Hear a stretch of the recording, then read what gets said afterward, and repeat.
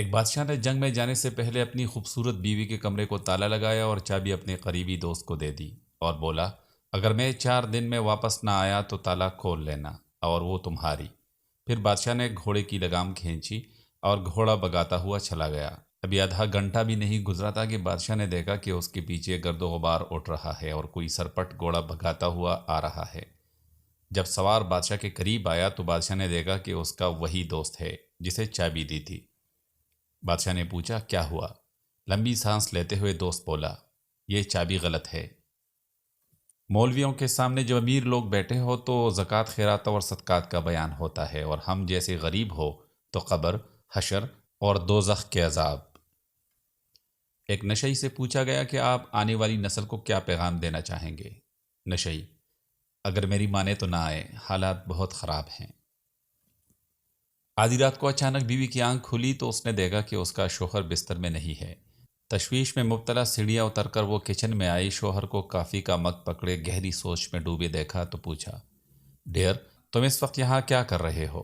شوہر نے سرد آہ بھر کر گلوگیر لہجے میں جواب دیا، تمہیں یاد ہے جب ہم 20 سال پہلے چھپ چھپ کر ملتے تھے اور ایک بار تمہارے ڈیڈی نے ہمیں پکڑ لیا تھا اور گن تان کر مجھ سے کہا تھا کہ یا تو میری بیٹی سے شادی کرو یا 20 سال کے لیے جیل جانے کے لیے تیار ہو جاؤ۔ ہاں ڈیئر، مجھے اچھی طرح یاد ہے، بیوی نے جواب دیا، شوہر آنسو پونجتے ہوئے۔ آج میں نے رہا ہو جانا تھا۔ ایک لڑکی ٹرین میں بیٹھی کتاب پڑھ رہی تھی۔ کتاب کا نام تھا دی مین۔ کتاب میں لکھا تھا کہ برازیل کے مرد حسین اور پنجاب کے مرد پرکشش ہوتے ہیں۔ پاس بیٹھا ایک آدمی بھی پڑھنے کی کوشش کر رہا تھا۔ اچانک لڑکی نے تنگ آ کر پوچھا، آپ کا نام کیا ہے؟ آدمی: رونالڈو گجر۔ ایک مسجد میں خطبہ جمعہ سے پہلے تقریر ہو رہی تھی۔ کافی بھیڑ تھی۔ مولانا صاحب ابھی ابھی انگلینڈ سے واپس آئے تھے اور فرما رہے تھے، جناب میں انگلینڈ گیا تھا تو وہاں دیکھا کہ ایک ہی مسجد میں دیوبندی، بریلوی، وہابی، سنی، شیعہ وغیرہ اکٹھے نماز پڑھ رہے تھے۔ یہ سن کر بھیڑ میں غصے کی لہر دوڑ گئی۔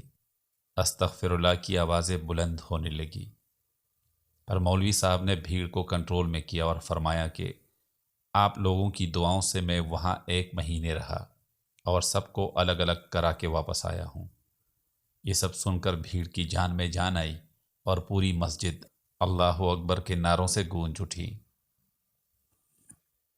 میاں بیوی میں زبردست بحث ہو رہی تھی اور لگ رہا تھا کہ بس اب لڑائی شروع ہوگی۔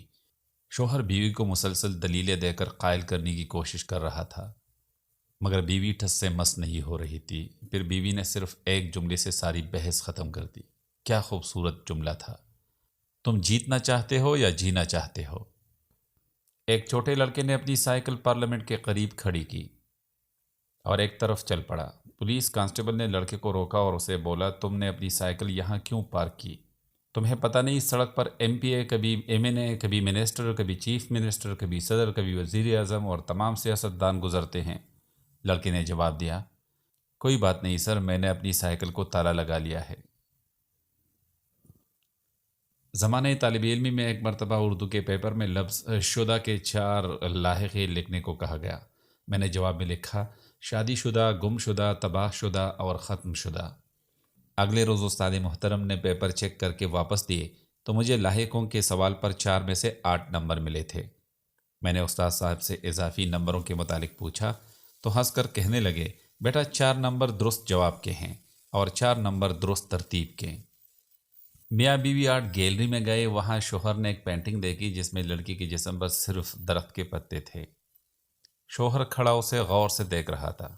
پاس کھڑی بیوی چل کر بولی، اب آگے چلے یا آندھی آنے کا انتظار کرو گے؟ ایک بہروپیہ کسی مزار پر ایک بارش بزرگ کے روپ میں جنت کے ٹکٹ بیچ رہا تھا 100 روپے میں۔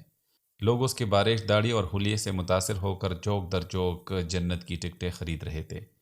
دور سے ایک پولیس والے کو آتے ہوئے دیکھ کر بہروپیے نے لوگوں سے کہا، بس جو خوش نصیب تھے وہ لے گئے جو کچھ فقیر کے پاس تھا۔ پھر فٹافٹ اپنا تھیلا اٹھایا اور گھر کی راہ لی۔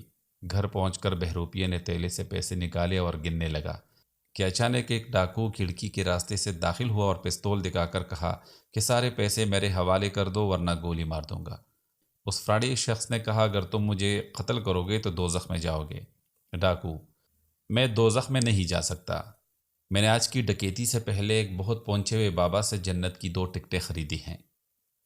شوہر ڈاکٹر سے ہو کر واپس آیا تو بڑا پریشان تھا۔ بیوی: کیا کہا ڈاکٹر نے؟ شوہر: ڈاکٹر نے کہا کہ تم 12 گھنٹے زندہ رہو گے پھر مر جاؤ گے۔ بیوی تھوڑی دیر پریشان رہی پھر سو گئی۔ شوہر: اوئے سو گئی ہیں؟ بیوی: آہو تو ساتے سویرے نہیں اٹھنا، میں تے جلدی اٹھنا ہے۔ پپو نیا نیا ڈاکٹر بنا، اس نے پہلا آپریشن کیا۔ آپریشن کر کے باہر آیا تو کہتا ہے یا اللہ پہلا تحفہ بھیجا ہے قبول فرما۔ شوہر: آج سبزی میں نمک زیادہ ہے۔ بیوی: نمک پورا ہے، آج سبزی کم تھی۔ نتیجہ: بیوی کبھی غلط نہیں ہوتی۔ ایک مریض آپریشن تھیٹر سے بھاگ آیا۔ دوست نے پوچھا کیوں بھاگا؟ کہنے لگا کہ آپریشن تھیٹر میں نرس مسلسل کہی جا رہی تھی کہ گھبراؤ نہیں، چھوٹا سا تو آپریشن ہے۔ تو پھر کیا مسئلہ تھا تمہیں؟ دوست نے پوچھا۔ مریض بولا یار وہ مجھ سے نہیں ڈاکٹر سے کہہ رہی تھی۔ پیر صاحب سے میزبان نے پوچھا آپ کے لیے حلوہ لاؤں یا سوئیاں؟ قربان جاؤں پیر صاحب کے جواب پر۔ کہنے لگے بیٹا آپ کے گھر میں ایک ہی برتن ہے کیا؟